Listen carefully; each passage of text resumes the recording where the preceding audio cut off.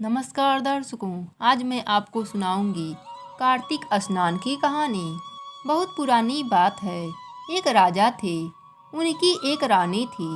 रानी हर साल कार्तिक स्नान के लिए जाया करती थी। राज्य महल में ही एक इल्ली और घून थे। उन दोनों में बहुत दोस्ती थी। वह दोनों रोज बातचीत करते थे। एक बार कार्तिक का महीना आया। इल्ली ने सोची कि मैं भी कार्तिक स्नान के लिए जाऊंगी। इल्ली ने उस घून से कहा कि चलो घून भाई, अब की बार कार्तिक स्नान के लिए चलते हैं। घून ने मना कर दिया। इल्ली ने बार बार कहा कि चलो भाई, कार्तिक स्नान के लिए चलते हैं, लेकिन घून नहीं माना। इल्ली ने कहा कि मैं तो कार्तिक स्नान के लिए जरूर जाऊंगी।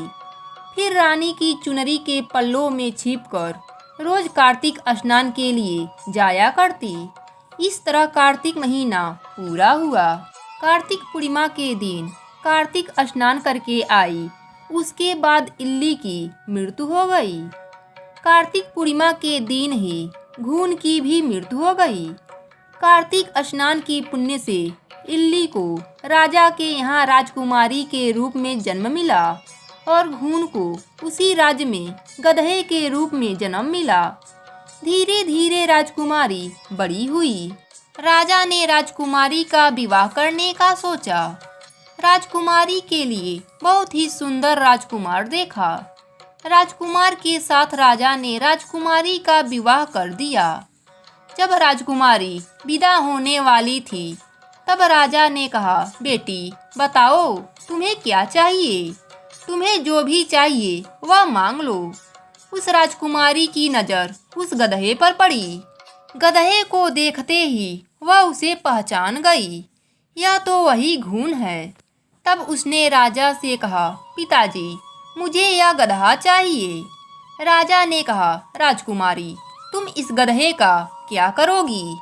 तुम और कुछ जो भी चाहिए, धन दौलत, हाथी घोड़े, हीरे जवाहरात, वो ले लो। राजकुमारी ने कहा, नहीं पिताजी, मुझे तो यह गधा ही चाहिए। राजकुमारी के जिद के आगे राजा को झुकना पड़ा। फिर राजा ने कहा, ठीक है बेटी, अगर तुम्हें गधा ही चाहिए तो इस गधे को अपने साथ ले जाओ। राजा ने गधे को राजकुमारी के पालकी से बंधवा दिया और राजकुमारी के पालकी के साथ गधा भी राजकुमारी के ससुराल पहुंच गया। राजकुमारी के ससुराल वाले गधे को देखकर सब आश्चर्य में पड़ गए कि राजकुमारी के साथ यह गधा क्यों आया है। राजकुमारी गधे को अपने साथ क्यों लाई है? फिर राजकुमारी ने गधे को अपने महल के सीढ़ियों के नीचे बंधवा दिया।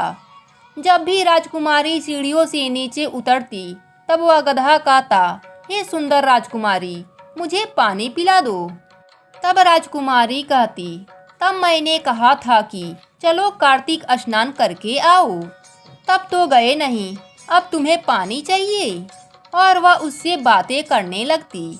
समय बीतता गया। एक बार जब राजकुमारी गधे से बात कर रही थी तो उसकी जेठानियों ने उसे देख लिया।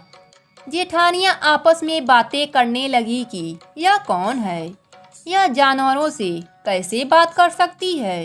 यह कोई जादूगरनी है या फिर कोई जादू टोना जानती है?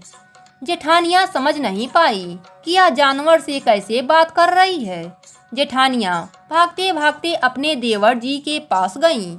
उन्होंने राजकुमार से कहा, राजकुमार तुम यह कैसी राजकुमारी ब्याह के लाए हो? यह तो जादू टोना जानती है, यह तो जानवरों से बात करती है। सब बात सुनने के बाद राजकुमार बोला, मैं आपकी बातों पर विश्वास नहीं करता।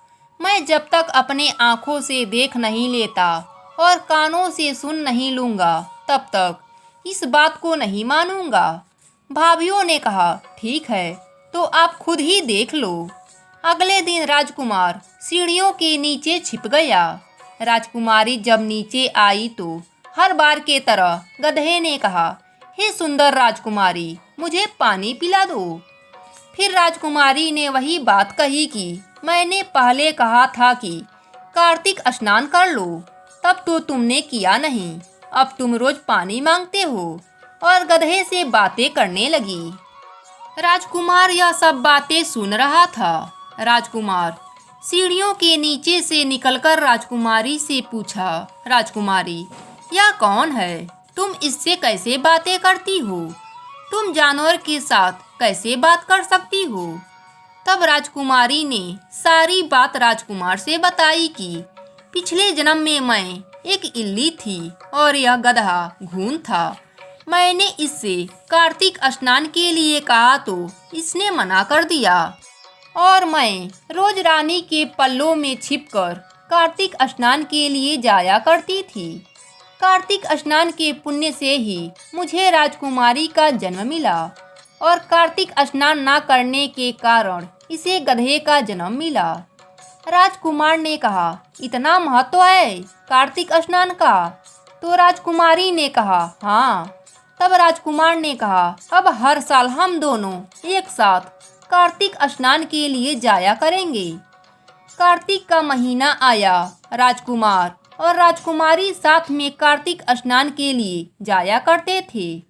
राजकुमार ने अपने राज्य में घोषणा करवा दिया कि जो भी कार्तिक स्नान के लिए जाए वह अपने स्नान का पानी इस गधे पर डाले। अब कार्तिक महीने के हर रोज जो भी कार्तिक स्नान के लिए जाता वह अपना स्नान किया हुआ पानी लाता और गधे पर डाल देता। कार्तिक स्नान के पुण्य से गधे को इस योनि से मुक्ति मिली। राजकुमार और राजकुमारी खुशी खुशी रहने लगे। उन्हें किसी भी प्रकार का कोई कष्ट नहीं होता। राजकुमार और राजकुमारी हर साल कार्तिक मास में कार्तिक स्नान किया करते थे। हे कार्तिक के देव, जैसे उस राजकुमारी पर कृपा किया वैसे ही इस कहानी को कहने वाले, सुनने वाले और हुंकारा भरने वालों पर भी अपनी कृपा बनाए रखना। जय हो कार्तिक देव की।